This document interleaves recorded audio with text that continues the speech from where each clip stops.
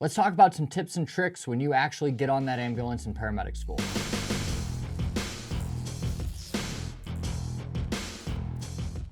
While my focus is paramedic school, this does absolutely apply to third riding as an EMT student or a paramedic student. Just anytime you are getting in an ambulance as that third person and your entire objective is to learn from those around you. So today, this list is just kind of off the top of my head, just some things I've written down over the last couple weeks. So people are going to have different opinions, right? And this is far from comprehensive, but let's get into it really quick. All right. So number one, the most important thing, if you ignore everything else on this list, this is what I want you to take away. When you show up, I want you to show your instructors that you care, that you want to be there. It sounds really, really obvious. It sounds like something that I wouldn't have to tell people, but oh my gosh, we have seen so many students coming in that just have this apathetic attitude. They come in, they're too cool for school. They don't want to engage at all. They're kind of just shrugging. They don't really want to get into any kind of conversation or be taught. They just want to go through their day, go home, and get their hours in. So I do understand that ride time can get very difficult, especially if you're working a job on the side that isn't giving you time off, especially if you're not getting paid for that ride time. I do understand it's hard, but as a preceptor, I am there on my workday. My job is to run calls, treat patients, and go home. I only have so many fucks to give throughout that day, and I am more than willing to give those to an engaged student. I want to help you. I want to bring you into this profession and give you a really good look at it. But if I don't think you really care, if I don't really think that what I'm telling you is being received positively, I'm not going to continue to try. So we're going to get through the day. We're going to run calls, but I'm not going to go out of my way to, educate you if I feel like it's falling on deaf ears. And that may or may not be fair. You can decide for yourself, but I promise that that's going to be kind of a universal experience with preceptors. If you show that you're enthusiastic, if you show that you want to be there, and you can do that by engaging in conversations, by asking questions, by not complaining. And these are things we'll talk about later as well. If you're just doing those things, you're going to show you care. And that's really all we want from you. I promise you, if you are going into your ride times and you already hate EMS, you already hate the work, it's not going to get better. Like you are not going to suddenly get a paying job and be like, actually, I love EMS. If you hate it from the beginning, you're going to hate it by the end, and you're going to be just another toxic, burnt out person. So if that's you, I would have a hard look at what you're doing and why you're doing it. Consider maybe switching at this point before you invest too much in and you're kind of trapped in it. That's just my 2 cents. If you disagree, let me know in the comments down below. So the next thing kind of rolls into that, and this seems like common sense, but again, a lot of students are just not covering this base. Show up on time or early, wear your uniform properly, and have yourself buttoned up, ready to go when that clock starts for your ride time. I have so many students showing up late to their ride time. They are showing up with their boots unzipped, their shirts unbuttoned, untucked, a hoodie or some kind of branded sweatshirt over their uniform. And I get it, they don't always give you outerwear, but if you're selecting the jacket that morning, try to get something maybe neutral to protect you from the weather. We might have something to give you as well. But when you walk in that door, I want you to exude professionalism. You should have your boots zipped up, your pants should not look like they have been worn 8 days in a row. Throw those in the washing machine the night before. Make sure your shirt is tucked in and you are squared away physically. Shave, shower, put on deodorant, do all of those things. It's a bare minimum. It's common sense. But again, I wouldn't be saying it here if it was something everybody was already doing. All right, moving on to number 3. This is where some nuance comes into this, and this is where I lose a lot of people because it's not easy to do. And again, if you forget all of this, remember point number 1. But number 3 is going to be exuding confidence without being arrogant. I don't want a student, when I start putting them in front of patients, I don't want them to be twiddling their thumbs, hemming and hawing, and just feeling really shy. I understand it feels that way. I felt that way too when I was a student, but I want you to fake some confidence there. At the same time, I don't want that student to come in like they know everything. If you don't know something as a student, we've introduced you as a student, the patient knows you're a student, everybody knows you're a student. Ask the question. it's totally fine. If it's not an appropriate question there, ask it after the fact. And if you need the preceptors to step in, just ask for them to do so. That is totally acceptable. At the same time, I want you to ask the questions you do know with confidence. You guys know sample and OPQRST coming out of there. If nothing else in your assessment, ask those questions. And then if you don't know what other questions to ask, then you can start asking. So really kind of finding that balance, and admittedly, that is really hard to do. This is not something that's just going to burn you. If you're a shy person and you show that you're a little shy, that's okay. Nobody's going to hate you for that. Nobody's going to kick you off the truck. But I find one of the biggest failures of students, not failures, but one of the biggest learning experiences of students is just learning how to be confident on scene, control that scene. And that is something you will learn in time. It's just good to start practicing it early on. So number 4, this is a really hard and fast one. It's super easy. Bring food. You know, if they do a family dinner, if you're at a station or something like that and they do a family dinner, fine.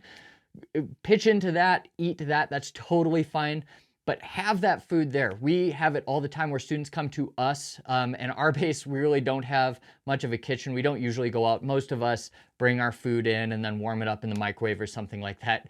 And the student will come and be like, yeah, I don't have any food. And we'll drive and get them some food, but obviously that's uncomfortable for the student, and it takes some time to go do that. So just have food ready. And then if you're running all day, you're not getting hangry and, you know, missing stuff halfway through your shift because you're now on call number 12 and you haven't even been back to base. So have that food there. And if you don't eat it, you don't eat it. That's totally fine. All right, next up, have something to work on in downtime. I don't know any preceptor that is going to spend the entire 12 or 24 hours teaching you something.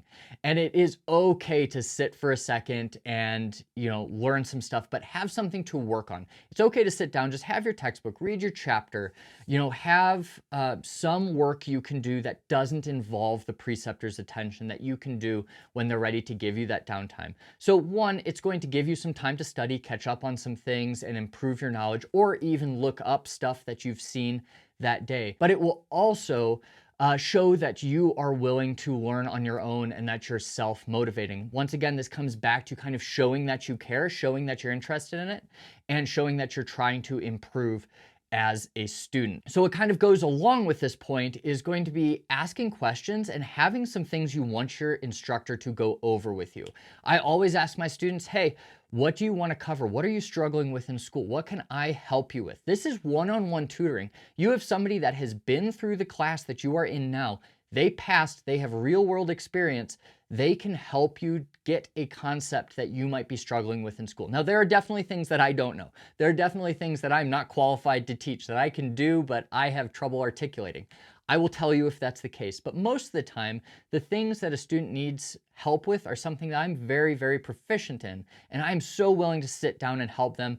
It shows that they're engaged, it shows that they care, and it shows that they are taking advantage of this time. This is a great time because nobody expects you to know everything.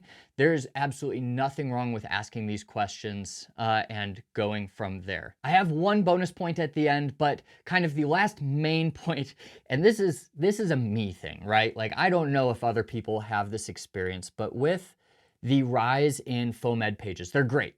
This technically is a PrepMedic page, but with the rise of these critical care podcasts, you know, Flight Bridge Ed, you've got IA Med, I think they changed it to something else now. All of these great resources that are teaching very, very high level medicine in a lot of instances. Students are listening to those, and I think that's excellent. I'm not discouraging that at all. But what I have seen recently is students coming in and trying to pimp the instructors. I've seen them doing that to my nurse partners. They've done it to me where it's almost like they're trying to test their instructor's knowledge base. Well, have you seen this new study on methylene blue? Have you seen how they're using this pressor in this instance? Or, oh my gosh, you guys are still, you know, giving calcium and hyperkalemia. You know, this paper said that. I get it. We want to talk about theories we've heard, and we do want to correlate things that we have heard on the internet or on these PrepMedic pages, and we want to correlate it to real world practice. And sometimes it might seem kind of surprising that, oh my gosh, they're doing something that this paper just disproved. It's totally fine to bring those up in conversations, but how it's presented matters. And you are not there to try to pimp your instructor. You are not there to try to test your instructor's knowledge. All right. And I'll tell you if I don't know something. I've got no ego about that kind of thing. But man, that can get really, really annoying on the truck if you're kind of using it to almost assert dominance or assert that you're smarter than everybody in that room. It comes across wrong in a lot of instances. And, methylene blue and all of these, high level ICU concepts are excellent. And I encourage you to learn them. But also when you're on that ambulance, you're in that ride time, like you are learning the basics, like you are learning the baseline of paramedicine. We're teaching you how to do things as simple as managing a scene. We're talking about like, hey, how do you move grandma from that bed to the cot? How do you get that broken hip off the floor onto your bed? What order do you give pain meds in? We're really focusing on fundamentals. And a lot of these students that come in and try to trick the instructors are lacking a lot of those really basic concepts that these FOAMed pages don't cover because they're assuming a lot of their viewership is from experienced paramedics that have been there and done that. But that might just be a me thing. Let me know if you've seen that or experienced it if you are a preceptor in the comments. So the bonus one, and this one's going to lose some people. I totally get it. If the last one didn't already lose you, this one might lose you because it involves spending a little bit of money to go do educational stuff. The last one is bring bagels or donuts or something in the morning. If you don't have to do this. You're going to be just fine if you don't. Nobody's going to fail you because you forgot to bring a snack or something like that. But it really starts the day off well if you bring some bagels and some cream cheese in the morning, or a pack of 6 donuts or something like that. It's just a nice gesture.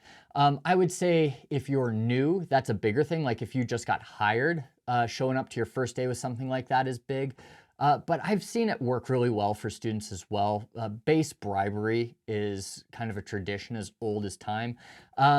And it might give you just that little bit of an edge. It might get your foot in the door a little bit quicker with those preceptors, make people warm up to you. Again, nobody's going to fail you because of that.